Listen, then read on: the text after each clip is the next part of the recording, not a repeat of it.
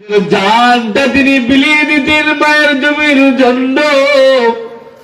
মায়া নবীর জন্য এত পাগল পারা ছিল সাহাবায়ে কেরাম। মায়া নবী যখন মক্কা ছাড়িয়া মদিনার দিকে রওনা হিজরত করতেছেন, সাথে ছিল আবু বকর সিদ্দিক রাদিয়াল্লাহু তাআলা আনহু। উনাকে নিয়ে মায়া নবী মদিনার দিকে রওনা হয়ে গেলেন। রাস্তার মধ্যে তখন আবু বকর সামনের দিকে যান, পিছনের দিকে যান, বামে যান, ডানে যান। মায়া নবী এই হালাত দেখার পর আবু বকরকে ডাক দিয়ে বলেন, আবু বকর কেন রে, তুমি সামনের দিকে একবার যাও, আবার পিছনের দিকে একবার যাও, আবার ডানে যাও, আবার বামে যাও।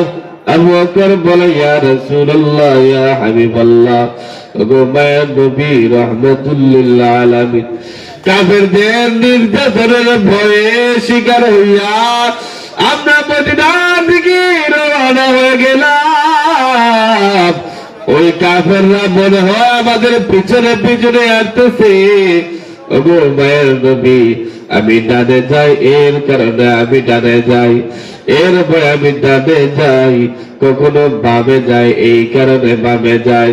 ওগো রাহমাতুল লিল আলামিন, সরকার দো আলম, ওগো মায়ের নবী কারণে ডানে বামে যায়।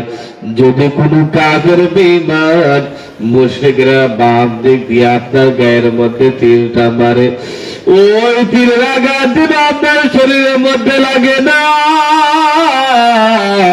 যাতে ওই তীরের আঘাতটা আমি আবু বকরের মধ্যে লাগে, এর ভয়ে আমি ডানে বামে যাই। গো মায়ার নবী সামনের দিকে যাই, এর ভয়ে আমি সামনের দিকে যাই, যাতে করে কোনো কাফের যদি আপনার গায়ের মধ্যে সামন দিক দিয়ে তীর মারে, আমি আবু বকর সামনের দিকে যাই, যাতে করে ওই তীরের আঘাতটা আপনার বুকের মধ্যে না পড়িয়া আমি আবু বকরের বুকের মধ্যে পড়ে। সুবহানাল্লাহ।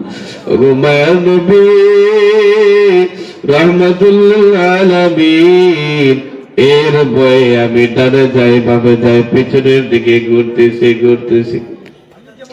এর নবীর আশিকের দল, ওই সাহাবায়ে কেরাম মায়ার নবীকে মহব্বত করার কারণে আল্লাহ রাব্বুল আলামিন ওই সাহাবায়ে কেরাম, যেই সাহাবায়ে কেরামের কোনো অস্তিত্বই ছিল না, যেই সাহাবায়ে কেরামের কোনো শিক্ষাই ছিল না, তারা একমাত্র মায়ার নবীকে মহব্বত করার কারণে, একমাত্র মায়ার নবীকে সম্মান করার কারণে আল্লাহ রাব্বুল আলামিন তাদেরকে দুনিয়ার থাকতে দুনিয়ার মধ্যে আল্লাহ জান্নাতের টিকিট দিয়ে দিয়েছেন, এবং স্বয়ং আবার আল্লাহ তাদেরকে সালাম দুনিয়ার মধ্যে দিয়েছেন।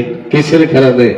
মায়ার নবীকে সম্মান করার কারণে, মায়ার নবীকে মহব্বত করার কারণে আল্লাহ রাব্বুল আলামিন তাদেরকে দুনিয়ার মধ্যে জান্নাতের টিকিট দিয়েছেন।